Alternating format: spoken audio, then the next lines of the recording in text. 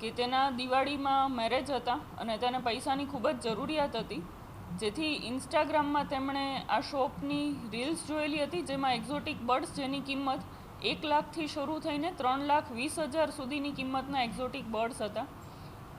આ જે બર્ડ્સની તેણે રીલ જોયા પછી તેણે શોપની મુલાકાત પણ લીધેલી હતી અને આખી શોપની જે જિયોગ્રાફી છે તેનાથી વાકેફ થયેલા હતા. તેના સીસીટીવી કેમેરા ક્યાં છે, કેવી રીતે ત્યાં પહોંચી શકાય છે, એવી રીતે તેણે રેકી કરેલી હતી.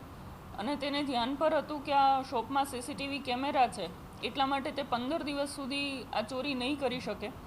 એટલા માટે તેણે 15 દિવસ બાદ ત્યાં ચોરી કરવાનો પ્લાન બનાવ્યો અને તેની સાથે તેણે તેના 2 આ ગુનામાં જે સહઆરોપી છે તેને પણ સાથે લીધા, જેમાંથી એક કારનો ચાલક છે અને બીજો તેની સાથે અંદર જઈને ચોરી કરવામાં સામેલ હતો.